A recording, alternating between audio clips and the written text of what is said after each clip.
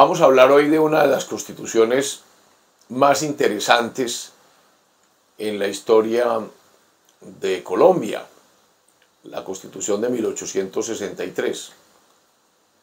Realmente aquí hay que hacer unas críticas bien interesantes, porque es que la Constitución realmente federal nuestra no es la de 1863, es la de 1853, que le da toda la autonomía a el municipio, a la provincia.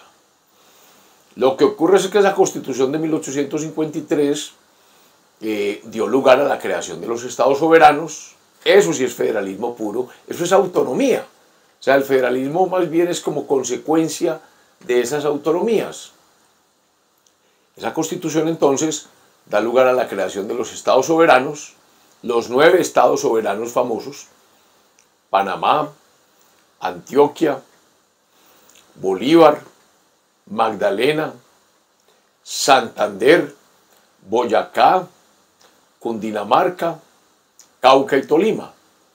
Y una vez creados, se unen y se dio la Confederación Granadina, que es la Constitución de 1858. Esa Constitución fue la que llevó al poder a don Mariano Ospina Rodríguez. Y Tomás Cipriano de Mosquera, digamos que inferior a las circunstancias, se rebela, logra unir al país en una rebelión contra los conservadores, contra Antioquia. Desafortunadamente vence y eso da lugar a la Constitución de Río Negro de 1863. De eso vamos a hablar hoy. Esa Constitución es la llamada de Río Negro.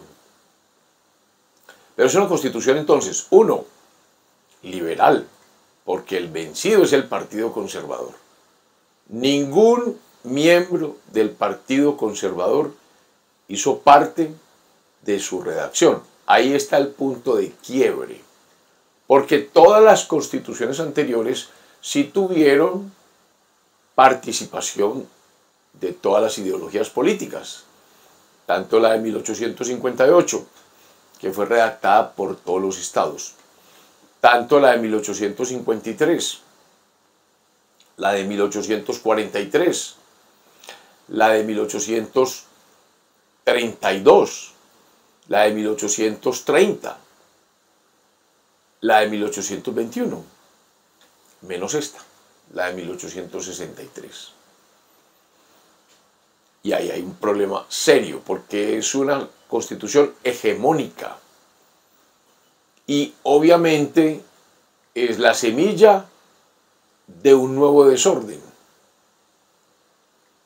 que da lugar a una cantidad, yo diría que innumerable, de guerras civiles.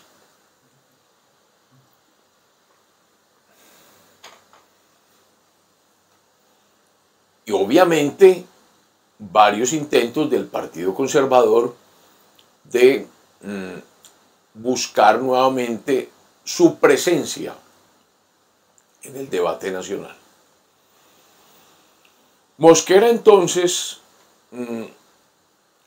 recordemos que era edecán de Bolívar, que supuestamente estuvo cercano al Libertador. Por esa razón fue que se distanció de José María Obando. Y por eso el nombre de esta constitución, Estados Unidos de Colombia. Mosquera pretendía volver a unir a Venezuela, al Ecuador y a la Nueva Granada. Entonces quería volver a aquel nombre que incluyera a estos 3 países. Es que recordemos que Venezuela siempre se llamó Venezuela, Ecuador se llamaba Quito y nuestra Colombia actual se llamaba era Nueva Granada, no Colombia. Bolívar fue el que, para unir las 3 naciones, le da el nombre de República de Colombia. Y eso es lo que hace Tomás Cipriano de Mosquera con el nombre de esta constitución, Estados Unidos de Colombia. Entonces vuelve el nombre de Colombia para no dejarnos nunca más, hasta ahora. Porque yo recuerdo una conversación que tuve con el doctor Carlos Restrepo Piedrahíta, de los altos directivos de la Universidad Externa de Colombia, una universidad abiertamente liberal, que decía que soñaba con que algún día volviéramos a tener el nombre originario, Nueva Granada.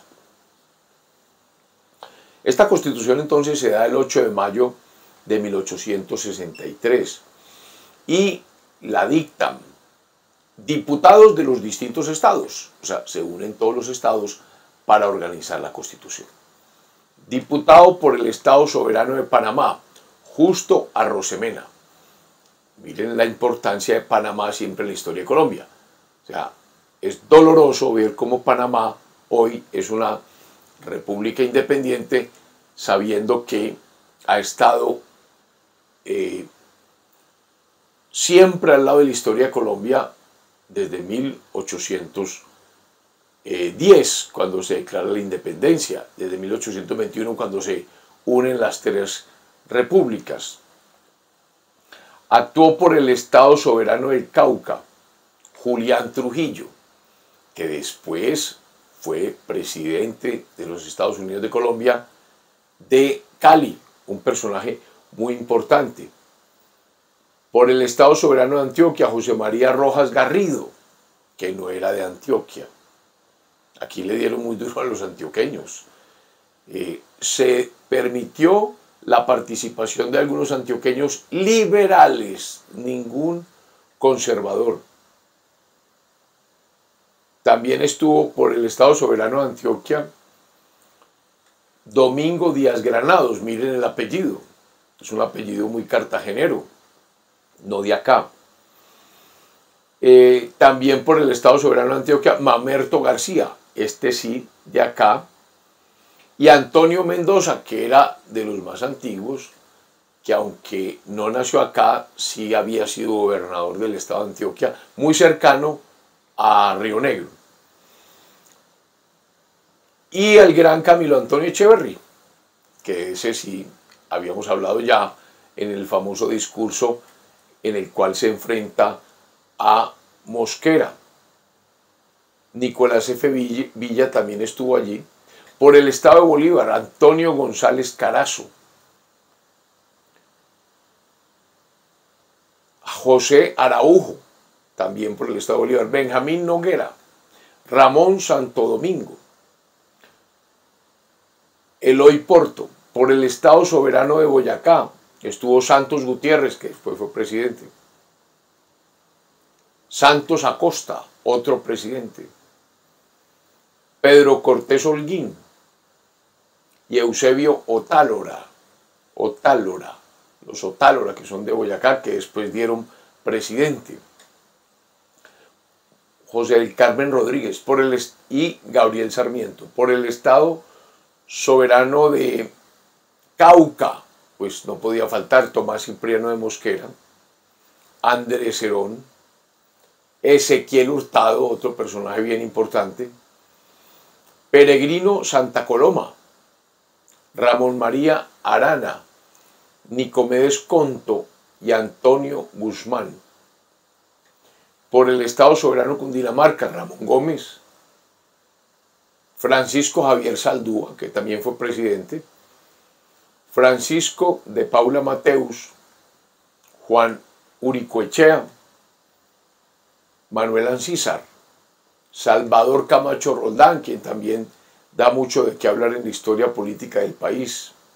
Por el Estado del Magdalena, José María Herrera, Luis Capela Toledo, Manuel Herrera, Juan Manuel Barrera, Agustín Núñez. Por el Estado Soberano de Panamá también, Buenaventura Correoso, Gabriel Neira, Guillermo Lynch, Encarnación Brandao, Guillermo Figueroa. Por Estado Soberano de Santander, Foción Soto,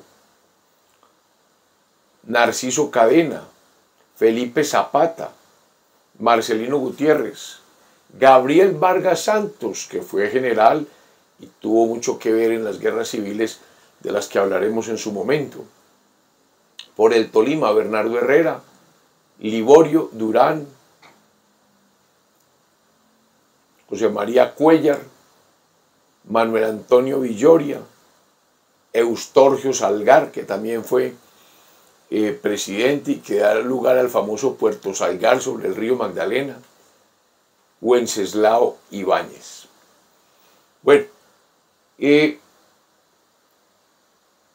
hay unos artículos transitorios porque se quiere que haya un presidente que dure poco y que tome posesión el 1 de abril. Están pensando en que están temiendo a Mosquera, porque es el vencedor. Entonces no se quiere que Mosquera se perpetúe en el poder. Y entonces comienzan varias ideas para restringir el autoritarismo de Tomás Cipriano de Mosquera. De manera que ese primer presidente constitucional duraría hasta el 1 de abril de 1864, en que debe posesionarse ya un presidente nombrado de acuerdo con el artículo de la Constitución. O sea, se canta ya que el presidente va a ser hasta 1864 Tomás Cipriano de Mosquera. Hablemos de algunos temas fundamentales de la Constitución. En el artículo primero confluyen entonces los estados soberanos a crear los Estados Unidos de Colombia, los 9 estados soberanos que hemos mencionado. En el artículo 2 dice que es obligación de los estados auxiliarse y defenderse mutuamente contra toda violencia que dañe o a la soberanía de la nación o a la soberanía de los mismos estados. Observemos que se mantiene soberanía en unos y soberanía en la nación que se acaba de formar. ¿Cuáles son los límites? Los límites, y esto es lo que se llama el uti possidetis iuris, tal como poseéis cuando se declaró la independencia. Si la independencia se declaró en 1810, pues los límites que siempre se han reconocido para nuestras distintas constituciones son los límites que habían en 1810. Eso es lo que llaman el uti possidetis iuris. Se advierte que la ley podría crear nuevos estados, desmembrando población y territorio de los actuales existentes, cuando sea solicitado por la legislatura de los estados. O sea, que va a ser prácticamente imposible que se creen nuevos estados porque ningún estado va a aceptar eso. Se establece en el artículo 6 que cada estado de los 9 consignarán sus propias constituciones y tendrán su propia legislación civil. Por eso es que se refrenda que cada estado tenga sus propios códigos.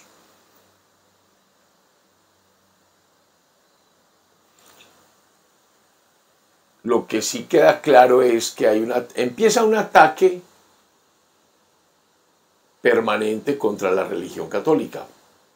Y ya lo habíamos mencionado en la pasada sesión con el famoso decreto de tuición de cultos y otro decreto llamado de desamortización de bienes de manos muertas, que era primero una vigilancia especial sobre el tema religioso y el no permitirle a las comunidades religiosas tener bienes, porque supuestamente eso paralizaba la economía.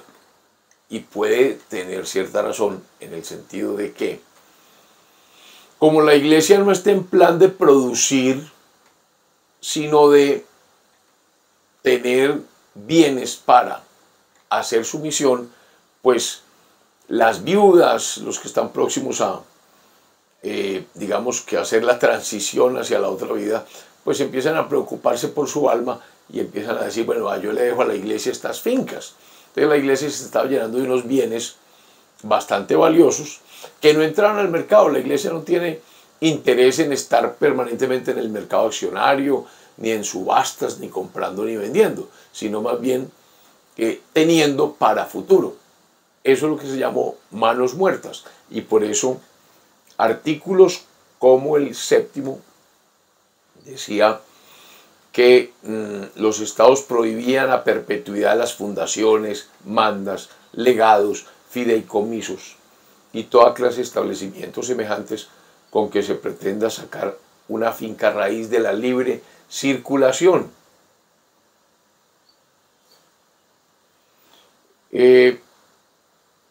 Se maneja mucha autonomía entre cada uno de los estados. Se reitera que no habrá esclavos en los Estados Unidos de Colombia. Y hay un artículo especialmente importante, el artículo 15. ¿Por qué? Porque es una constitución liberal. Liberal y anticlerical. Es la única constitución en la historia, en nuestra historia constitucional, que no consagra el nombre de Dios. Todas dicen en nombre de Dios, arquitecto del universo o supremo legislador, redactamos la siguiente constitución. Esta no, esta dice en nombre del pueblo. Es una constitución anticlerical. No hay ningún artículo que le reconozca a la religión católica privilegio alguno de ninguna naturaleza. Es una constitución absolutamente laical, más laical que la constitución de 1991 que aún tenemos. Entonces, en el artículo 15 hay una declaración de derechos, tal vez la declaración de derechos humanos de la persona más amplia que podamos conocer. Por ejemplo, numeral 1 del artículo 15. La inviolabilidad de la vida humana, sea cual sea, inviolabilidad de la vida humana. 2. No puede haber pena corporal por más de 10 años. No hay cadena perpetua. 3. La libertad individual no tiene más límites que la libertad de otro individuo, como en la Declaración de Derechos del Hombre y del Ciudadano de 1789. Es decir, toda persona puede hacer u omitir todo aquello cuya ejecución u omisión no resulte daño a otro individuo o a la comunidad.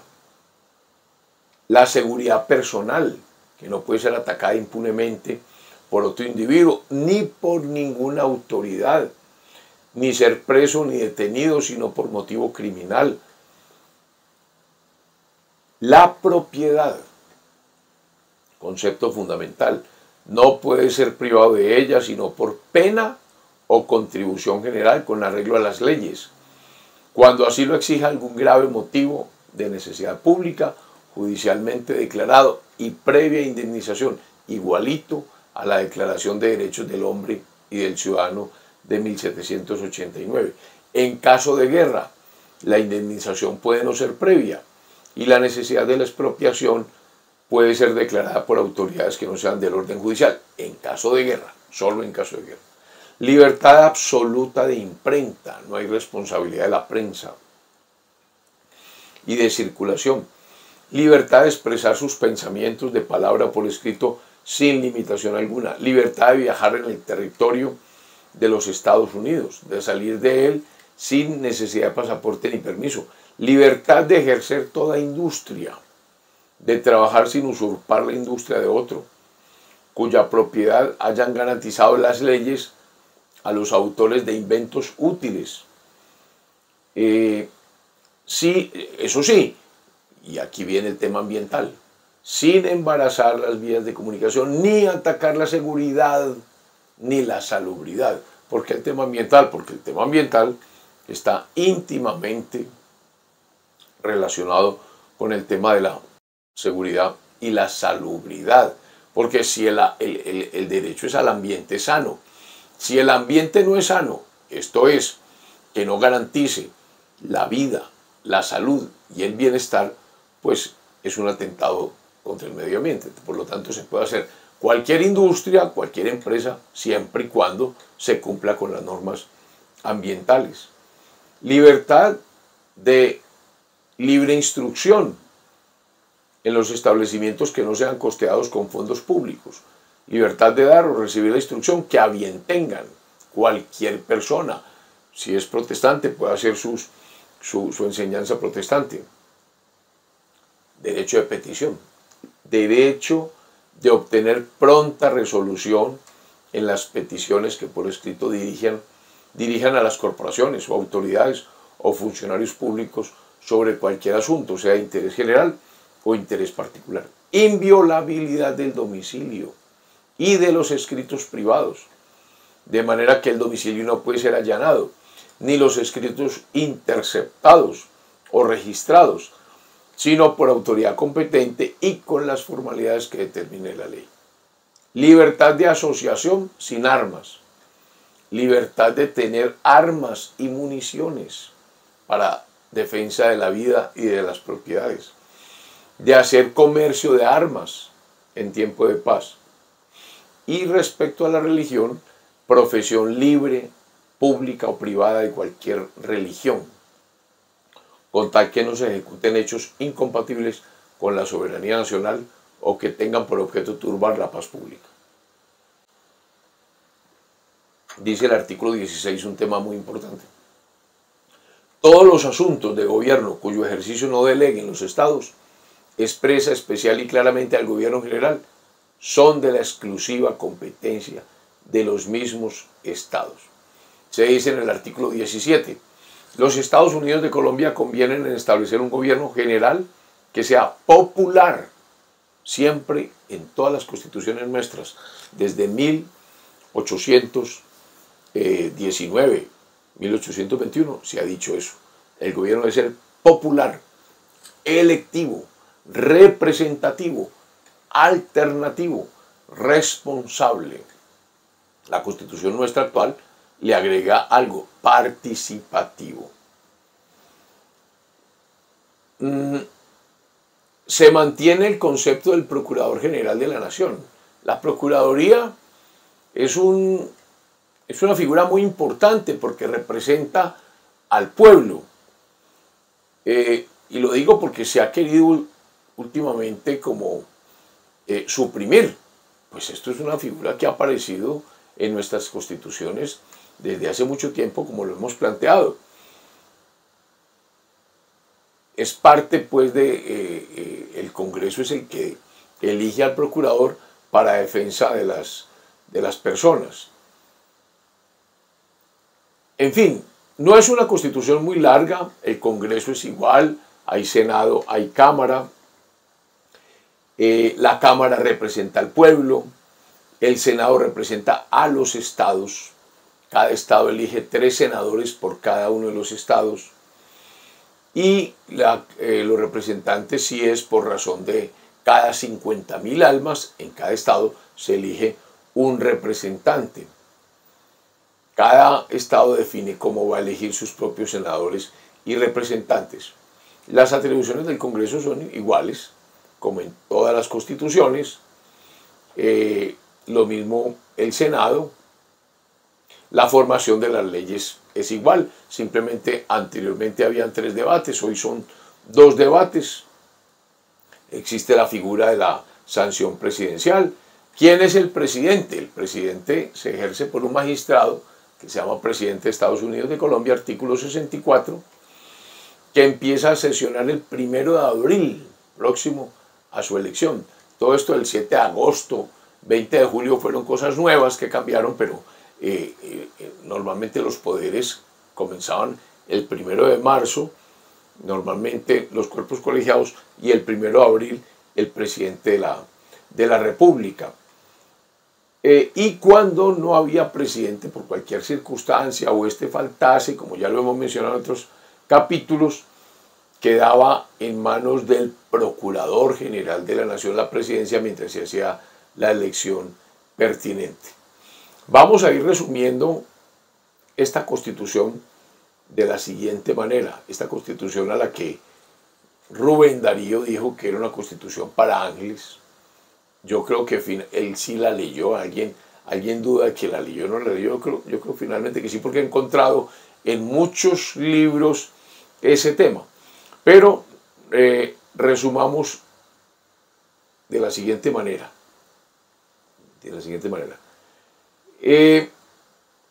Dijo el presidente Justo Arosemena de esa constitución, en forma muy clara, comillas, es obra de un solo partido, el vencedor en la lucha, hijo de la idea federal triunfante, fruto de combates por afianzar los dogmas liberales y que así descansa sobre los principios de la federación y la libertad proclamados por ese partido, el Partido Liberal. Entonces, ahí hay unos defectos graves que garantizan que esta constitución iba a tener muchos problemas, y es de lo que vamos a hablar en los próximos capítulos, porque comienza una reacción. Y esa reacción, adivinen dónde comienza, en Antioquia. Porque habíamos dejado un personaje muy importante, vencedor, pero que tuvo que someterse a la rendición del Estado soberano. ¿Quién? Pedro Justo Berrío. Entonces hablaremos en un próximo capítulo de la rebelión de Antioquia, ya en el gobierno de don Manuel Murillo Toro, y en la famosa batalla del Cascajo. Feliz semana.